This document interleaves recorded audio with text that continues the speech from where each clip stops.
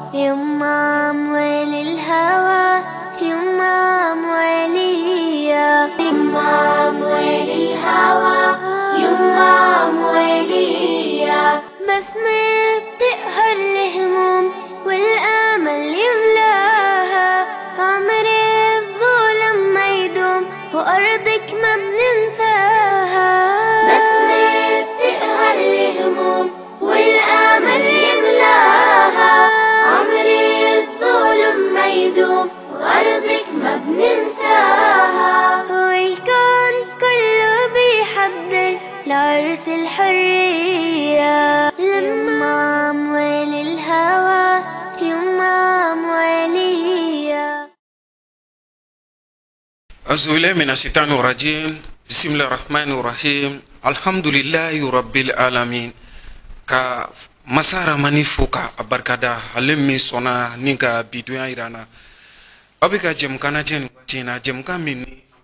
faso jokene mimbe nyanamaya dogokun telenyeta jabarani so sanfe kabulika toni jesu blasenka kanyeshi an ka jamana mani oye an faso yi ba maliba abse kabuliki jo asinfla ka kele utugomina o jemkan kelen kisa no ka wele be bla jamana politique mama ma hakli juru chanenewma kata se soro busumba o jagokelaw nunu bela jele ma wele tawi anga kenenka ma welele ina fo awrebe adon to komina adama jabate ma hakli juru chanine ma nyini kela do ma kalanendo ma meni aye aka kalan fampa ke irisuka jamanaka anye awele kana hakilla ni ashin flana anga jemkan kenaka ni amba fama fasu jokene masalo bena buliminga ode malire jamana ni wachi laban nuna garante walma kumani turuma obekateme en France ni nyanche min kera sababu an rega jamana ye anyini France lasgidion akanga jamana tu anye kile saba konnana o kisa obetuga jumena irisilani France re jamana fongo nyongo dotu mina du ni nyanche ka sababu ke Ukraine la halay dabna duni bela jelena ninka fesefsel ke wachi mima labolike ka fuli lasi aukelena bela jelema yoni angata nyefe ma welele ka kuma di ama aka fuli ke ka nyeshi telenyeta flebo bela jelema adama jabate assalamu alaikum walaikum salam sumogo bidi torste bashitila torste na ijabate ba yire nyambele ka fuli ke ni wachi na ka nyeshi nyeta tv flebo ma woleli jaranye tabargala anche wolela me nyeta mogo be fokata sanfela makana bla alay labaola tabargala kamalien ani malien kan ba be fujie nyefe tabargala aywa ijabati ere mi sona kanga wili jabi kana nga plateau sanfé bi ambe ufuli no bunya masigin ka kata yoro tele nyeta ni radio nyeta re nyemo ka so to la ambe ifo ki wali ma o jaranye mayre fo o tugo kele na fasu jama chiama fene an wele ne ga juru sirafe ika jemu kan ku folo munu temene ya mko chiama ya apprécier kosbe o ma chiama re fene anyina fe anga wele liko flana anga na da flyer ma de anga tuki wele tumani tuma ikana ka blasirali chiama ka jaranye ka hakli sigini dusu suma dama faso ko yimina jamana mini abe de kun chiama konnana o jaranye adama jabati ambe nyingali folo mina odi anga jamana takama bakera anga jamana kono ni abe fuma marche pacifique na be fama mobilisation na zarakana no ila makabai la maga mini bamako ya no hakaja ka se mali re dugu baworoma jama ko ni sebe ko bora ka deme ko nyeshi anga chamanchela fanga walma franchela fanga ma nanko ma ko transition o to kele no ka malde munu sigilendo jamana woroka na be fuma jasura malian chama fene la mako ke jien jamana worola Espagne reta kra do ko kuntemeni ni ngulika jopa min kelen flene mali kono abe haklina menti ema intega nyala nyamele ngulika joba min gale mali kono ni en malien te a valeur don ko sabe aya valoriser de mais abeta fo hakamina anga kelela malien to do mais amana ye don a kun folo ye anana ke sababu ya gara kom bana ni bana kise la ni ma fe chema kasoro ima mesure ta memba to imu vacciner abu mine nyama anga boli ni bena ai atena na aya ke déjà frafinde to la kunu ku boss nogola katla mo mutumbe flani fla situation na ngu deme ngunu deme c'est-à-dire Mali est-ce que France be ka fo to mina o de do ko jamana dew tu ko me o ye jamana dew ne ta otage la boli ni re kun vraiment folo tun yo de ka era jie mo la ka fo ko ni do ta otage la on de azimi ta otage la na ka equipe parce que ko ngu ka toy ane wo ngam to me minyi na depuis moro boray ala yo garsiga di onma e ba jate mina asimin le 18 août ani le 24 mai kana bla bila o wati kunguru ni ngono ni jamana nyemo tabolo ni jamana den hakilina tuma be nyoma etse ka yelema do jamana de kungolo la kaseni jama hakema o wati kunguru ni sugu kono donc politique la be fo de ko ika la nyini nani jamana de kuntlena mage kelen ko aka strasro aka gelen ma chamam do ka fongo morobo nuni Thomas Sankara nuni Lumumba nu kuna go ro kere ko u konu katanye parce que frafin jamana fangatigi yere pour que se ka nobla o kanga ke jamana de undi mais malheureusement o ya do an kuna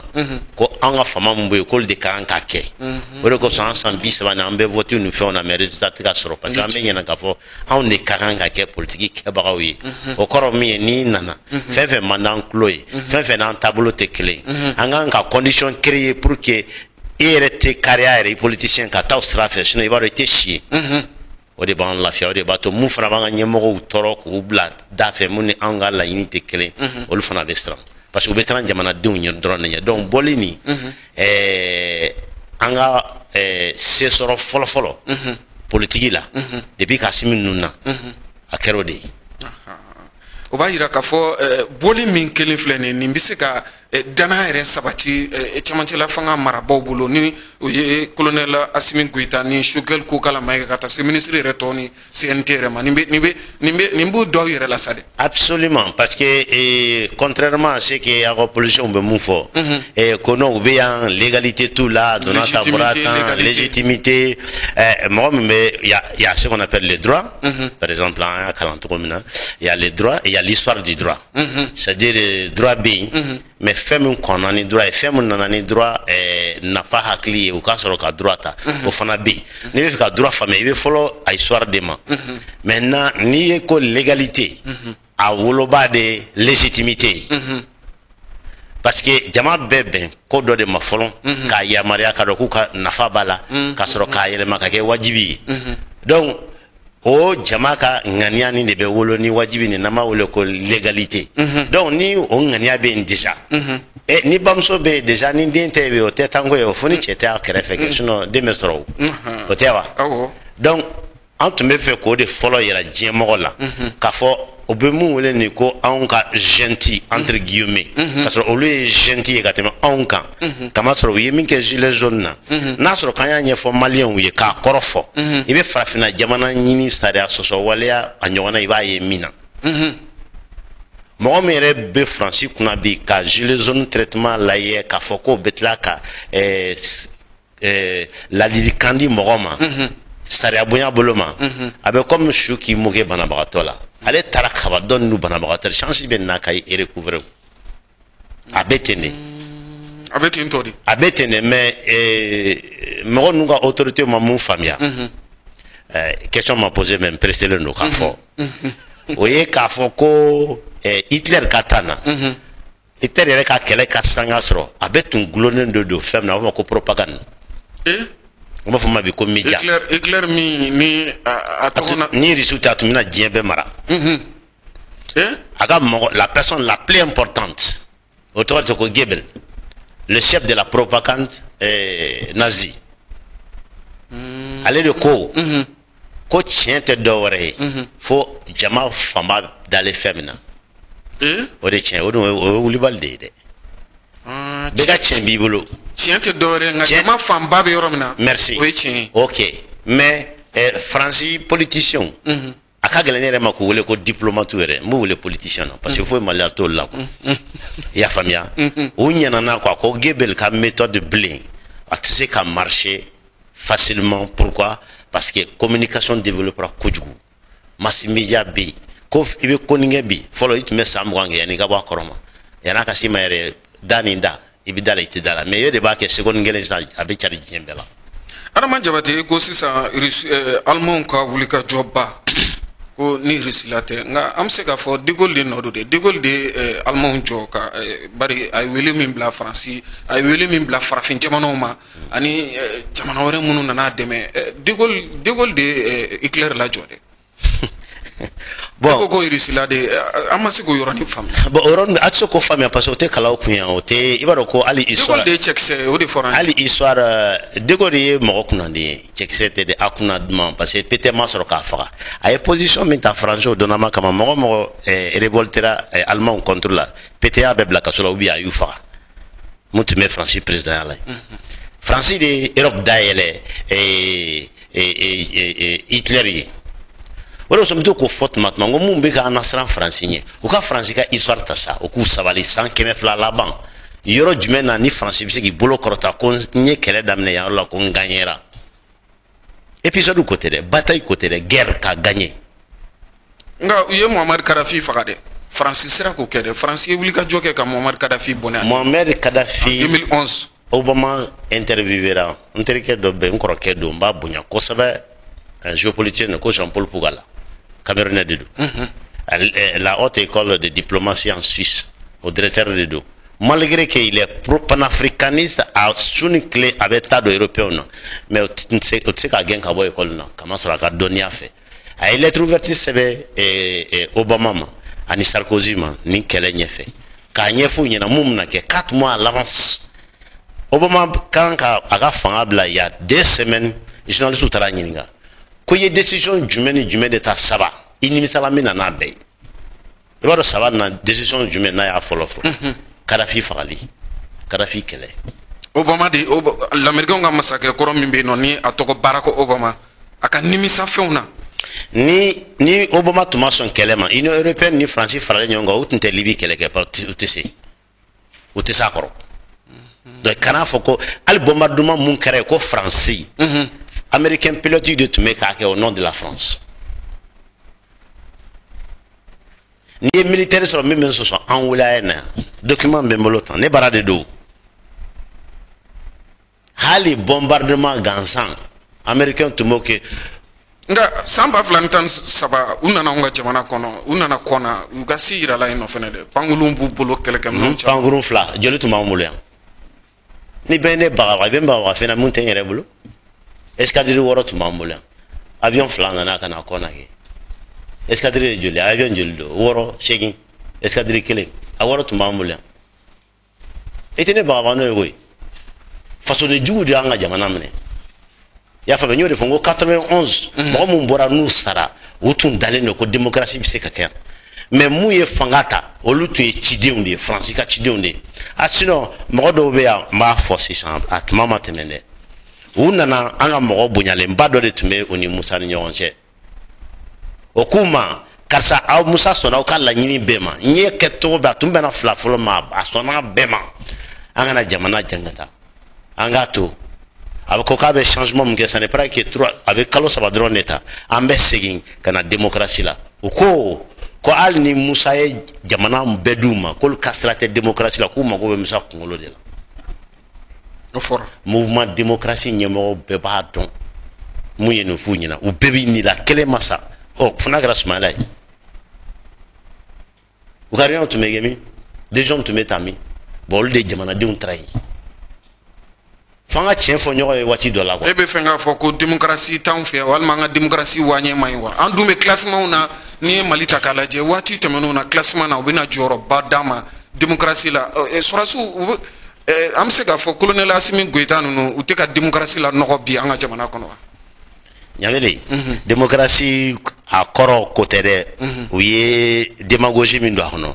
définition diɲɛlatigɛ yɛrɛ fana de y'o ye quoi a fɔra de n bɛ mun deli maliyɛnw fɛ finalement an ka croyance lajɔ dɔɔni n'a kun croyance bɛ an ɲɔgɔn tɛ diinɛko la diɲɛ kɔnɔ an ye bɛɛ sanfɛ o la mais an ka kunkolo la baara daminɛ kunkolo ma d'anw ma doni t'a kama koyi kunkolo la baarabaliya yɛrɛ haramu de don a bɛ diinɛ bɛɛ kɔnɔ ala y'an dan k'an ni danfɛn tɔw bɔ ɲɔgɔn ma mais k'an jɛ fɛn dɔw la mais ka hakili d'an ma o place pour que an ka se ka fɛnw dilan an yɛrɛ ye ka hakili jagabɔ ka miiri jagabɔ ka ale ka baara tɔ dafa o dabɔlen don a kama parce que ale ye fɛn fɛn dilan a y'an gɛrɛ a yɛrɛ la ka tɛmɛ o fɛn bɛɛ kan perfection na anw de bannen don o ma tɔw yɛrɛ de ko ten ko pour que olu ka se k'an mara f'u k'a dɔn anw kun na k'u b'an ye u ka fisa an ye don min na an sɔnn'o ma k'u bɛ se k'an mara o de b'an kan bi hakili jɔnya hali bi mali mɔgɔ baden de bɛ ne wele cɛkɔrɔbaw ka bɔ village ni fɛnw na e ne den a ye kɛ fɛn min kan aw bɛ se wa tuma dɔw la n tun bɛ dimi sisan ni ye min t'a mɛn dɔrɔn n bɛ temps ta n bɛ y'a fɔ ba a tigɛ n b'i wele n b'a expliquer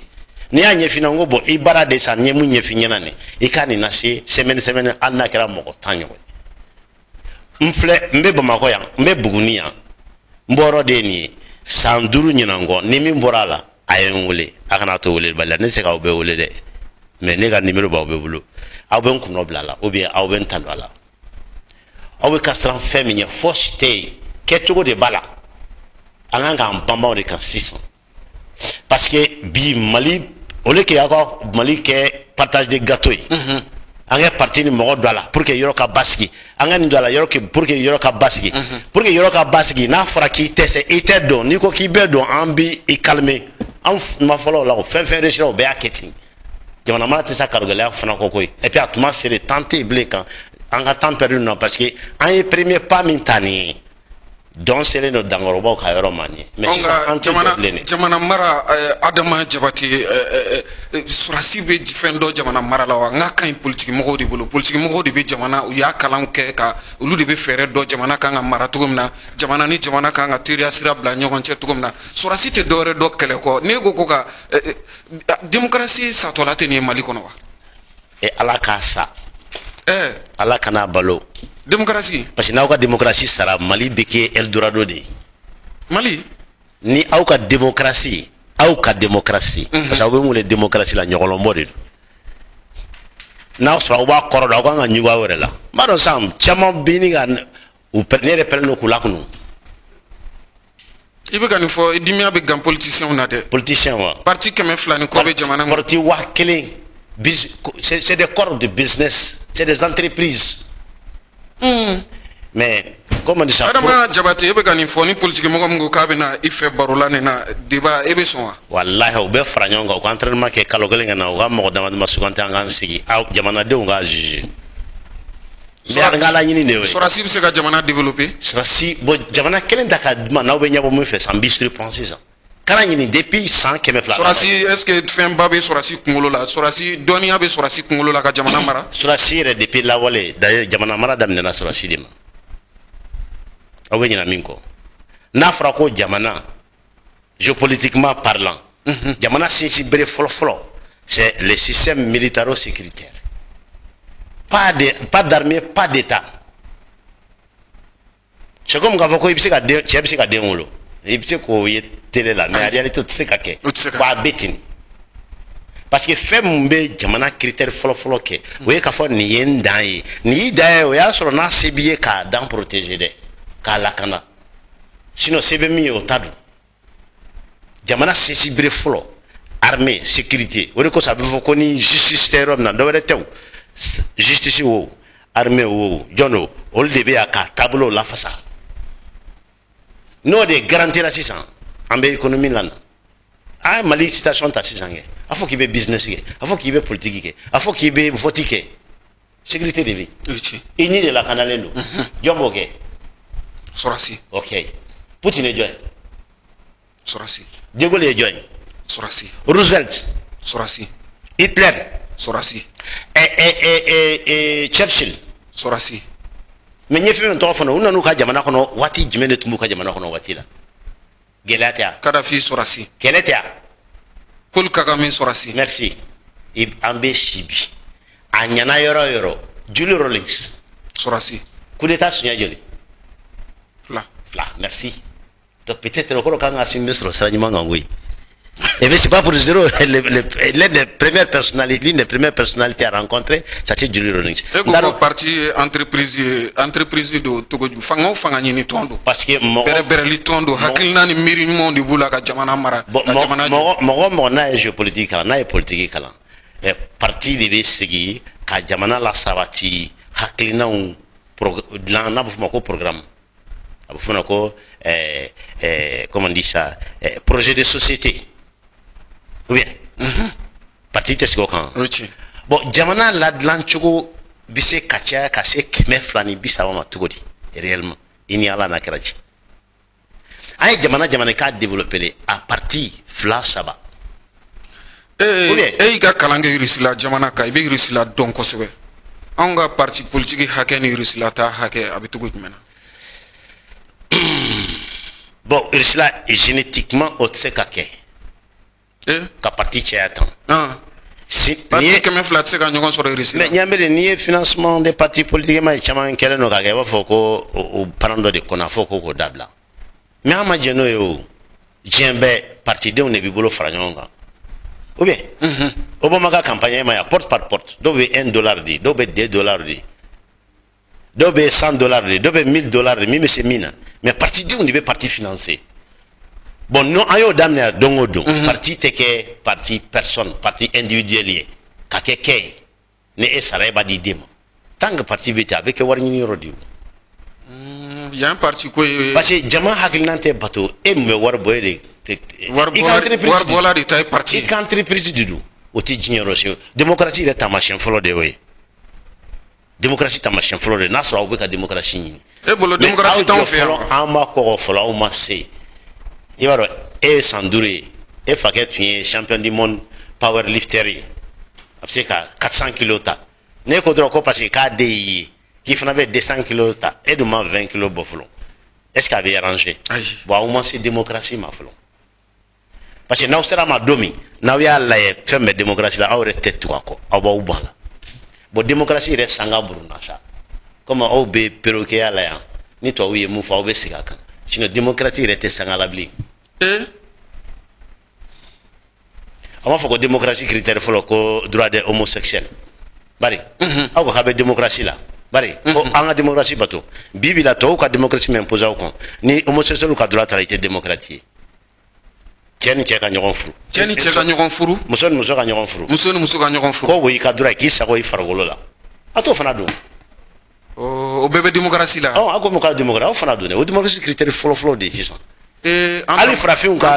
droit racisme yere litite priorité blene droit de nafra droit de non to labi homosexuel de kunjumena parce que mon monté politique la géopolitique là ou ta famille nimbe parce que baro ça fagalitika mo diminuer suffisamment to Amérique c'est en politique de ba sévérité mais c'est très répandu au somo mo na unyinga ne fima e fima c'est am ta barani na to ufi wa ko barati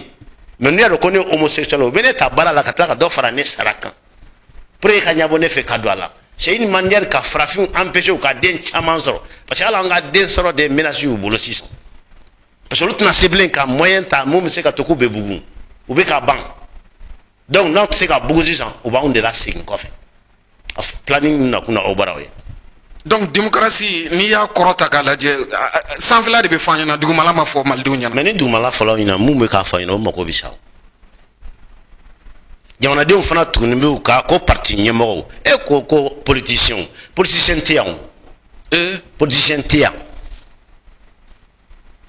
politicien théa. Politicien, la politique est là, c'est pour chercher le pouvoir. Oui, d'un côté, c'est vrai. N'y a ta sans fait. Mais politique, à fois, n'y a ta vraiment. La politique, c'est le plan d'organisation de la société. La bonne existence de la société. Et les biens, carboni ferroviaire, même bateau, et bien, Jamana, la banque, la bentogola jamana de ka lafiya sura kono mais malien deun yere wolo fan be ni hore ni be seli ni be suni be sra alanye abuse ka foko ka bo 91 la kana bi ko mu ya umra na wo wole ko politicien kan fait bora a fait bora no australie ka abuse ka nimisa min perdre la bia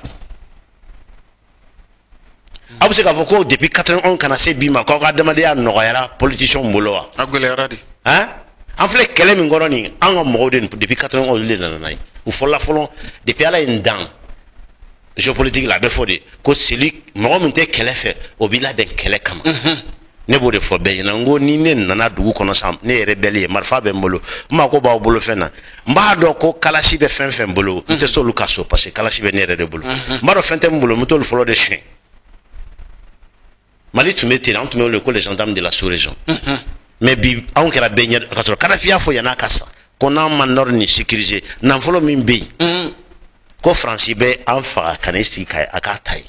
ni kuma fɔra kabiri a ma kɛ ok 57 a y'o fɛn ban ka interview la yɛbani a ko nord sa an ka nord de bɛna kɛ ka Faransi sankɔrɔ ta pour que ani diɲɛ jamanabaw ka se a ka maintenant olu ka ran na donc a bɛ Faransi fɔlɔ mako ɲa fɔlɔ ka sɔrɔ ka farafinna mako ɲa a ma fili a y'a fɔ ordre la France et la communauté française les maintenir parmi la classe des grandes nations k'u bila jamanabaw ka groupe fɛ Adama Jabate Mali jamana ani Faransi jamana ni ɲɔgɔn cɛ ni waati laban ninnu na a ko kɛra gɛlɛyaba ye ka sama ani ɲɔgɔn cɛ kuma porokotolenw o bɛ ka bɔ Faransi ministre da ka ɲɛsin anw ka jamanaw ma wa an ka jamana yɛrɛ fana min sigi k'i bolo fila da sen kan jaabiw bɔra la wa gouvernement yɛrɛ fana bɔra la ni Ala sɔnna ma baro ta ko filanan na Mali ni Faransi cɛmancɛ i bɛna dɔ fɔ la ni Ala sɔnna an ka se ka faamuyali sɔrɔ n balimamuso an bɛɛ tun sigilen bɛ ka don min kɔnɔ o de sera baramuso makarɔni bɔra makarɔni kalite ɲumanba ɲagami foyi foyi t'a la wa a bɛ bugun baramuso makarɔni kunbaba b'a la misɛmani b'a la hali vermicelle makarɔni sɔngɔ ka di a tobi ka di wa a tɛ nɔrɔ a tɛ nɔɔni a foroko kumaba ye 80 ye min y'a foroko fitinin ye ale bɛ sɔrɔ 40 dɔrɔn ayi bi jamana in gwadonaw bɛɛ bɛ girin makarɔni kelen mun nɔfɛ ale de don baramuso makarɔni baramuso i ta i ka kow ye foli ani tanni ko lase aw kelenkelenna bɛɛ lajɛlen ma ni waati in na aw minnu bɛ k'aw ka jɛmukan filɛ jɛmukan min ni an b'a f'a ma faso jɔkɛnɛ ma welelen Adama Jabate ma hakili juru caninen min ye a ka kalan fanba ni a ka ɲɛnamaya fanba kɛ irisiw ka jamana kan ni waati in na a bɛ an ka jamana kɔnɔna na bi an ye a wele i n'a fɔ jɛmukan tɛmɛnenw kɛra cogo min na Mali yɛrɛ ni ka lahalaya bɛ cogoya jumɛn na démocratie ta sira fɛ ka taa se an ka adamadenya walima an ka gɛlɛyaw bɛ cogoya jumɛn na bi fɛɛrɛw jumɛn kan ka boloda baro tun nana dan yɔrɔ min na o de ye Mali yɛrɛ ni Faransi jamana an cɛw gɛlɛyan bɛ bi kosɛbɛ kosɛbɛ Adama Jabate Faransi ministre min sigilen bɛ u ka jamana ni jamana wɛrɛ bɛ se ka kala ka bila ɲɔgɔn na cogo min na n'o ye Jean-Yves Le Drian ye ka taa se u ka ministre muso min bɛ yen nɔ min ɲɛsilen don u ka finitigilakaw ka kɔɲɛ ma n'o ye ministre des armées Florence Parly ninnu bɛɛ lajɛlen nɛni ni dɔgɔyamaw ta ka ɲɛsin an ka jamana ma nka u ma nimisa la bari an ka ministre fila fana bɛ yen n'o ye Abdoulaye Diop ye ka taa se colonel Abdoulaye Maïga ma ninnu fana bɛɛ lajɛlen jaabi ta k'u sɛgɛrɛ ma da jaabi yɛrɛ ma Faransi lasigiden min bɛ an ka jamana kɔnɔ n'o ye Joël Meyer gouvernement fana taara k'ale fana sɛgɛrɛ a k'an ka jamana to a ye n bɛ se k'a fɔ farafinna tile bi jamanaw ka histoire yɛrɛ la a Faransi kanfɔ jamanaw a ka ja farafinna yɛrɛ tile bi jamanaw bɛɛ la nin ye a siɲɛ fɔlɔ ye ka gouvernement ta ka Faransi lasigiden sɛgɛrɛ a ko kɛn bɛ bɔnfurula ko ye dabali banko diɲɛ yɛrɛ bunna ko ka Mali kɔnɔ nin tun bɛ se ka kɛ wa e ka yeta ye nin ko in na mun ye ni ɲininkali diyara n ye kosɛbɛ monsieur Ɲambele n bɛ misali dɔ d'i ma nin daminɛ la o ye k'a fɔ i ye arts martiaux kɛ n'i y'a sɔrɔ i ye arts martiaux kɛ n'i bɛ kɛnɛma mɔgɔ min ye arts martiaux kɛ n'i y'a ye à la distance à la jɔcogo i b'a sentir a bɛ comme ni surasi y'a sɔrɔsi ɲɔgɔn ye maintenant arts martiaux la yɔrɔ b'a bɛ fɔ ko i ka victoire fɔlɔ i jugu kan o ye k'a la paniquer ka jala wuli ou bien k'a bila waleya la pour que a kunkolo kana baara kɛ a dusukun dɔrɔn de ka baara kɛ wala i b'i fɛrɛ ma de hali n'a fanga ka bon ni ta ye donc n bɛ se k'a fɔ félicitation Assimi n'a ka équipe globalement parce que jugu ye signe fɔlɔ min yira o kɔrɔ k'a paniquer i b'a dɔn bombardement kɛra a ka base kɛrɛfɛ mankan warala a bolila ka armes ni fɛnw to yen maintenant a bilala yirila sa a bɛ fɛ ka na ka segin k'a ka maramafɛnw ta maintenant an teliya an bɛ se ka don a n'a ka maramafɛnw cɛ miseli de don o ye Faransi ka action de ye sinon en tant que diplomate a kan k'a bala i la mais connaissant ce qui est la France a ye fɛn dɔ de tun dogolen don Faransi la Mali diplomatie y'o de bila kɛnɛ ma o ka amateurisme i b'a ye ni i tora ka so mara basulu la mɔgɔ min tɛ a buganw qualité dɔn a bɛ k'a ɲɛna ko don dɔ ko ba bɛna bonya ka na kɛ so ɲɔgɔn ye art martial a bɛ fɔ ko i ka combat kɛ ni champion du monde ye i k'a perdu o bɛ expérience min d'i ma i ni amateur ka jouer don o don i ka gagner a t'o d'i ma o de ye Fransi sɔrɔ Fransi tɛ kɛlɛ kɛ n'a filan ye a bɛ kɛlɛ kɛ n'anw de ye tuma bɛɛ mais mɔgɔ nana sɔrɔ anw na k'i jɔ Fransi ɲɛ Fransi ko k'a b'a gifler yɔrɔ min na dɔ tɛgɛ bɔra o kɔfɛ ka Fransi tɛgɛ minɛ donc Fransi commencera sisan nin bɛ taa o n b'i sɔrɔ yan n bɛ k'a fɔ pour que mɔgɔw k'a faamuya facilité la ka nɔgɔya faamuyali ka n bɛ fɛ ka conseil dɔ di Fransi de ma Fransi ma kɔni que il est temps qu'il cesse la diplomatie de l'hystérie c'est-à-dire diplomatie kɛ neni ni fɛn ye o b'i ka bassesse de yira c'est le comble de la bassesse en diplomatie c'est de diplomatie la fɛn yɛrɛ tɛ kɛ quoi i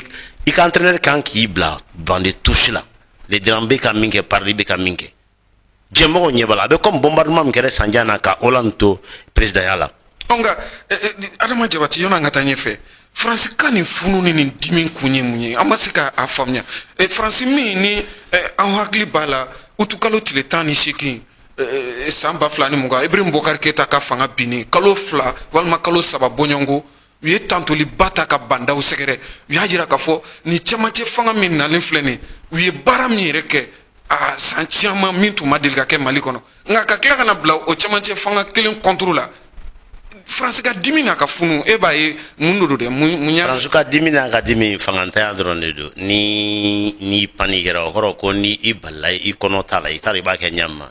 i bɛ dimi Wagner ko don wa Russie ko don wa a bɛ b'a la Wagner ko don marché o minɛni passeport marché minɛni ko bon o ye i bɛ se k'o faamuya den ni fa ni ɲɔgɔn cɛ a kɛra togo togo den mana kule an togo togo a t'i mɛn fa la le fait même que Mali sera ka ni procédure engagée pour la France c'est le comble de l'humiliation effectivement français officiel caman y'a fɔ semaine na dɛ u y'a fɔ togo togo n ko Dieu merci ni ma bɔ anw na nin bɔra yɛrɛ da ko la diplomatie de l'égarement a digira yɛrɛ a y'a répété siɲɛ 6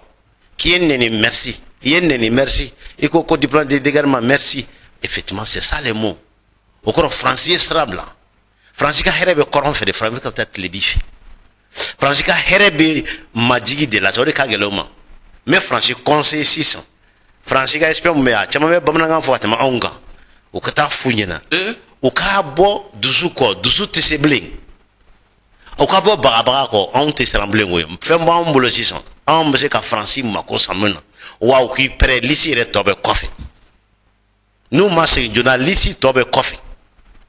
d'ailleurs je profite de l'occasion pour dire ni semaine nin kɔnɔ Italie ka kan ɲɛnama f'an ɲɛna sinon an b'a fɔ n'a ka ambassadeur gɛn Italie Sogel ni Asiminia Sadio Nato o bɛna fɔ sa cɛ i da ka teli o tɛ o Italie yɛrɛ de ka kan sa ka ka ambassadeur gɛn CSP ko in na Italie député de bɛ ka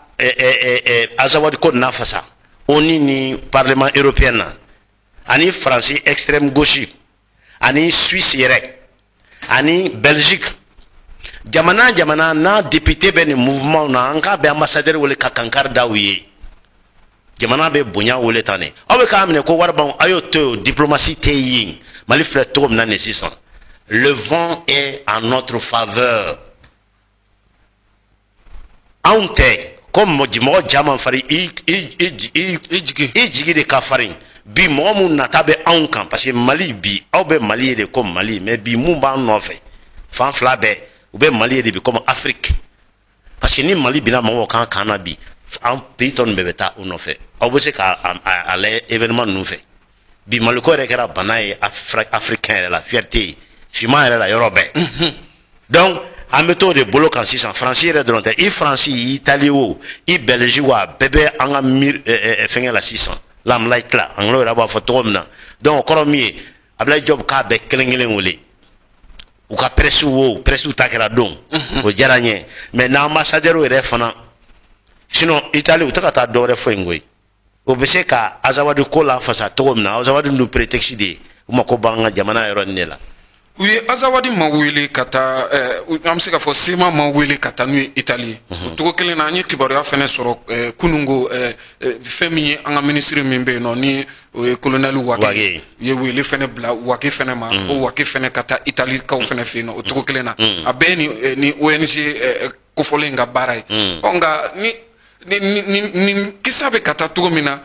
e ko mati ɲininkali kɛ Italie tɛ ka Faransi ka jouer kɛ bi wa walima Italie tɛ k'i yɛrɛ bila Faransi nɔ la bi wa walima Italie ni Faransi bolo dilen tɛ ɲɔgɔn ma ka janfa don an yɛrɛ ka jamana Ɲamele yɔrɔ dɔ bɛ yen min b'a fɔ a tɛna ja peut-être Ablaye Diop dɔgɔman tɛ on est des collègues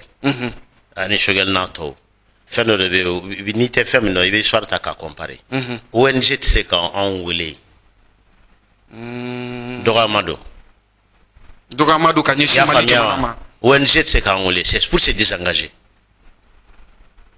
o kɛ kun y'a k'a sɔrɔ ONG min filɛ nin ye o bɛ baara kɛ Italie de ye ONG tɛ min tɛ baara k'a ka service de renseignement ye o tɛ ça n'existe pas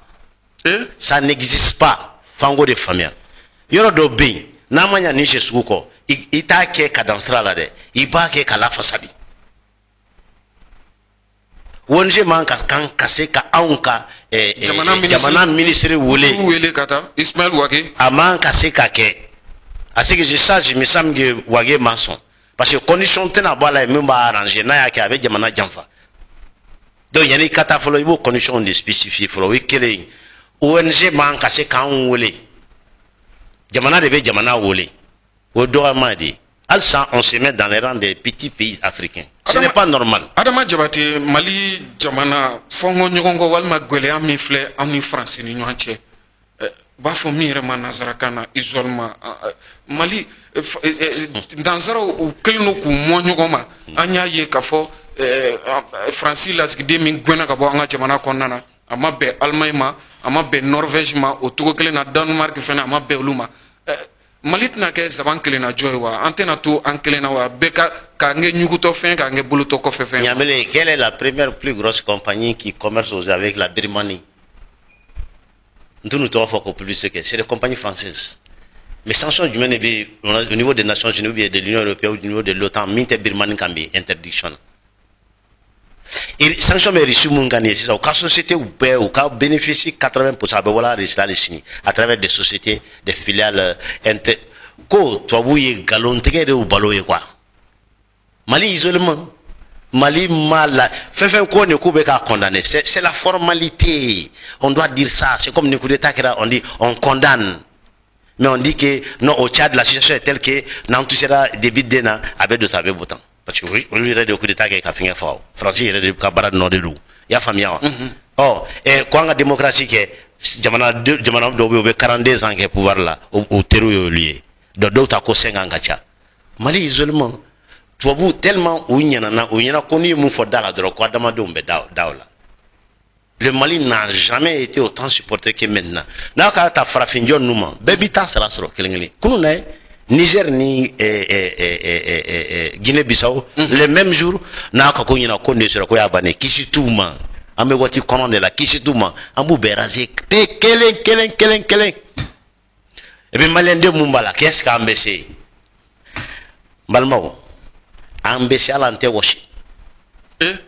ambe joni hakili bambu nye hakele la dana ya mufle boni mfana madala kila tuko to koba te kala jama fe goy mumbi monyoko ma nolu ba don na dusu bolol de baké plus progrès bena plus tema tobedo ambe talo la memba fona hakili te alante washi anyina kames gorom na alante washi mais en kongolo de tina lafia faut qu'il en kongolo ka kutanye tout le temps. Ningali laba Adama Jabate anya ye jien bibi mai mini ye jien jamana chama yala Ukraine kunkanku no ye nasra jamana do mini amse ka fani risi labe dambo anno fe kuma tiara ni wakati na o anyere ya ye fene Emmanuel Macron no ye France masake ay bakabagali bata ka risu segere France we songa risi la chi ga sin fele wallahi Jambele ni ouvert la Emmanuel Macron a jigi dalembuga légionnaire ukane Aïcha Sarkozy ta o yere bana blala aleta alebe crispikidi ni Poutine ala soro nzeni France tise Rusila France ama galonda Sarkozy la au journaliste ko e glomi bon ni zeta apita Sarkozy suta kalabo kasoro Poutine masama Poutine te Amérique tise moi président la France ici sani ani Merkel privé la wiye manamana kan do fo Lavrov ye nous borakena o be bagaba ke nous donnons o be Ukraine jago ibina mundama e ba kan ko d'état chauffeur ya fo ko Belarus contre le Mali ko Lavrov ka jiyo Mali ko be o te sanction ke Belarus ko son ko mo no yi son c'est ñu no fin de quoi car ici menacé politique nga fo ko France c'est Russie la wa ngo France 5e puissance mondiale na me kuma sebena kuma la igana France to fo ambe kuma États-Unis Russie là ya famia sinon don nous voulez o bonus di o te warte bolao ni yesa ne mbake o be bla ilade o ki il encourage pour le chien o regana sane o rek ulti jatelaw sinon les accords de Minsk akera Allemagne ni Russie ni Ukraine ni France de ni yoncho mais sans joli depuis 2014 faut bi atika marché Poutine la bana kata patron fait no Biden a été très clair avec l'Ukraine. Et je suis en contact permanent avec les autorités de l'Ukraine. Il y a fini domi neni même niveau depuis 99 même le président Vova Zelensky. Il y a famille. Ou be ka ke fondé commerce de quel était na ke faut na ke Biden be fait ka Poutine vérifier drone jusqu'à quel point il est prêt à aller pour défendre ses intérêts. Na sera point madro kam na chao ko chejo ntume kulongela. Iski franco sera ka blibolo. Maka laba Adama Jabate anga bi baro kunche amba jigia ka fon na kanga baro labai. Merci. Me foli la se malembe makafo awe au chalalo. Na ka ke kastra kwa ngenge ko ninga jugu ni koromo nyoko be kofe kana. E pe amba kelenglen fe fe. E bolo anga na siran France nyewa. International. France ibe segin sole kana ali munte français. D'ailleurs, je doute fort na solo ni airline ça je vais se négocier sans rencontre bula ni shogel. France be songa politique to go de taro mene ore bala France rek le ta jamana to fin ni be fin kana awre temi ya mari an fana bo strata ma 600 ni stratégie a mille la ni adam ne ba je de kalaba anu muno kele neke mais jamana de be se hantuni o ka na sera force ni fin kele me napso ko kangara da ka jamana nyemo yi qu'on joue notre intelligence enquête croyance d'ablassant en sortant du camp de la croyance, venons au camp du raisonnement, de l'intelligence, la capacité de prise de décision dans des conditions incertaines. C'est ce qui fait la grandeur des leaders dans tous les domaines militaro-politiques. Marhaba. Il faut qu'il y ait un mando. Ni ala sonama ni tena kanga baro labai tumani ni be bamakoya katuki wile kana anika baro sikike inafo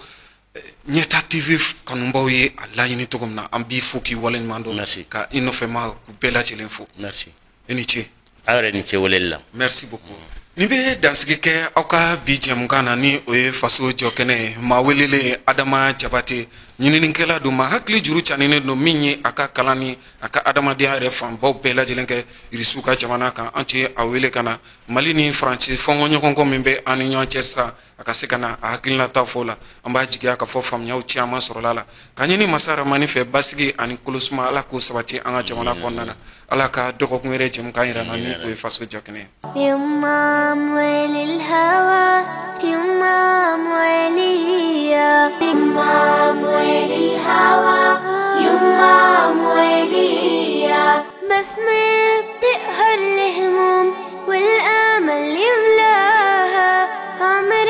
الظلم ما يدوم وارضك ما بننساها بس ما بتقهر الهموم والامل يملاها عمري الظلم ما يدوم وأرضك ما بننساها والكون كله بيحضر لعرس الحرية